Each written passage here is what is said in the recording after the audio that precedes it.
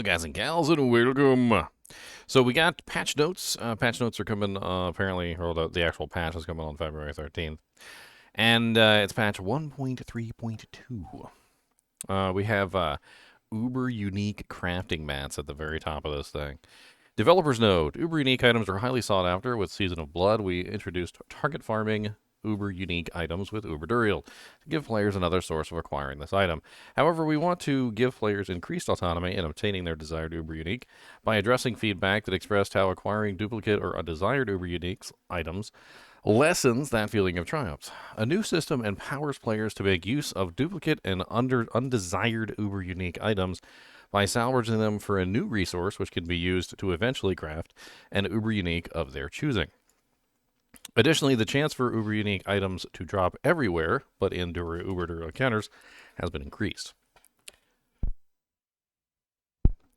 Uber unique items can now be salvaged to provide a new resource, Resplendent Sparks.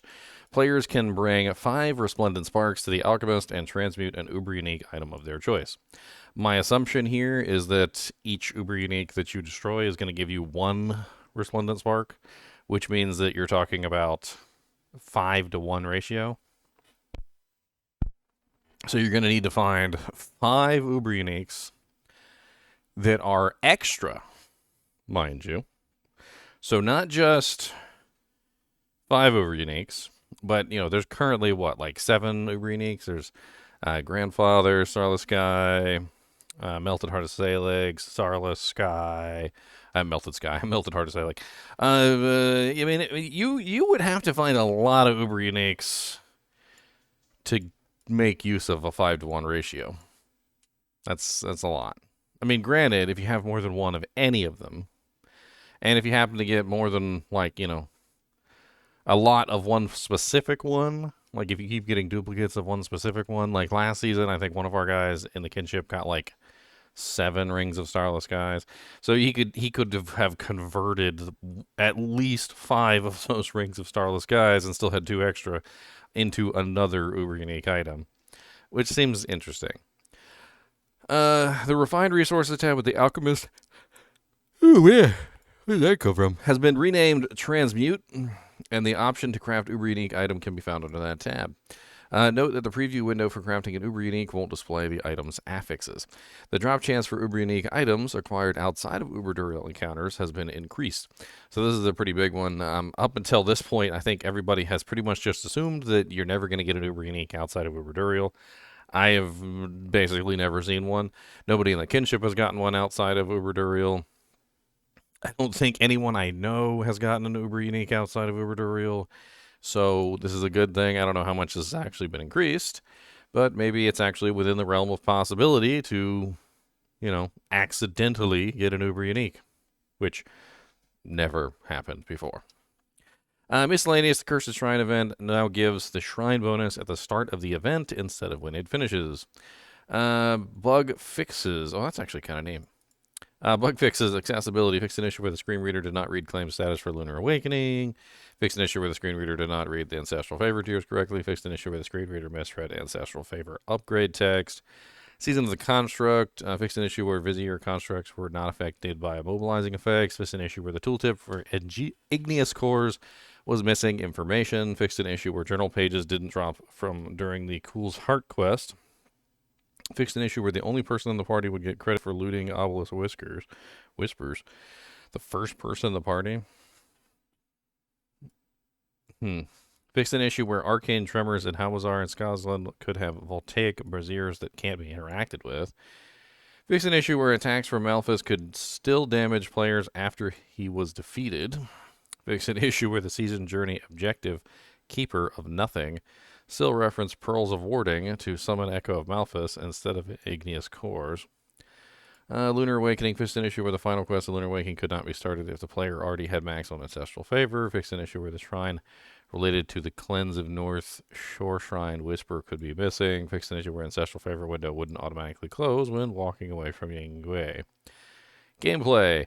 Fixed an issue where treasure goblins could fail to spawn while fighting Avarice. Fixed an issue where enemies killed via an execute effect could not drop loot. Fix an issue where the Melted Heart of Saleg was not always rolling the maximum value for its movement speed FX. Fix an issue where the Echoing Fury aspect didn't grant bonus fury if Tactical Rallying Cry was learned. Fix an issue where Advanced Rapid Fire would incorrectly override the bonus critical strike damage from other sources. Interesting. Fix an issue where the damage increased and resource reduction from the Ring of Starless Skies was not calculating correctly. Fix an issue where the final lieutenant failed to spawn in the Onyx Watchtower, preventing completion without reset. Fix an issue where adding a friend when playing with a controller would immediately reopen the menu for adding friends. Fix an issue where sending a note on a friend would open the menu for adding a friend instead of adding the note. Fix an issue where icons and the animus were missing from the minimap in the Betrayer's Row dungeon. Miscellaneous fixed an issue where a socketed gem and legendary or unique item could disappear if the item was dropped. Fixed an issue where some players using NVMe solid-state drives were experiencing instability, various visual and performance stability improvements.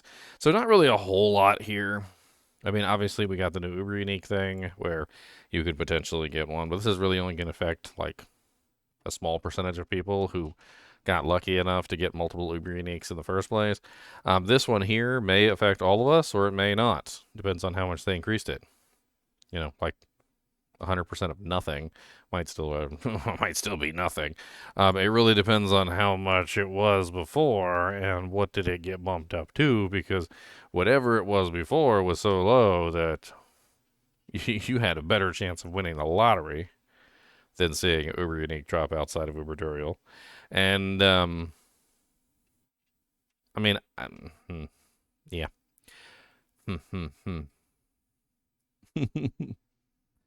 This one's kind of interesting with the Cursed Shrine event actually giving the Shrine bonus at the start of the event, so it's actually useful while you're doing the Cursed Shrine event. It's kind of neat.